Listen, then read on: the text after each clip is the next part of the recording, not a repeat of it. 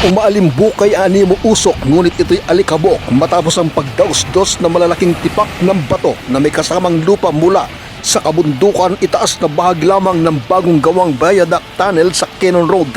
Sa kuwang video ni Kagawad Romy Salinas makikita ang sunod-sunod na pagbagsak ng malalaking bulto ng bato hanggang bumagsak sa itaas na bahagi na naturang tunnel.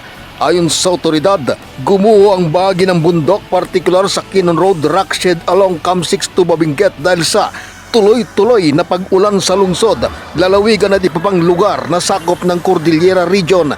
Matatandaan nitong nakalipas na linggo na stranded ang mga sakyan matapos bumagsak ang malalaking bato sa mismong bukana ng viaduct tunnel ng Cannon Road hanggang maharangan ang daanan sa bahagi ng Cannon Road, ngunit mabilis naman ang pagkilos ng DPWH Karat MDRRMO para isagawa ang road clearing operation.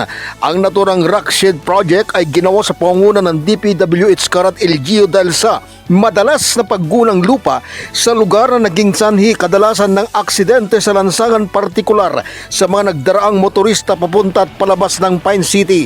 Patuloy namang pinapag-ingat ng otoridad ang mga biyahero na magdoble ingat at maging alerto habang binabaybay ang pakurba ng kalsada ng Cannon Road. Sa iba pang balita, na stranded naman pansamantala ang mga motorista na bumabaybay sa Cannon Road matapos humarang ang bumagsak at bumalagbag na malaking puno ng agoho sa gitna ng kalsada malapit lamang sa Baguio Medical Center.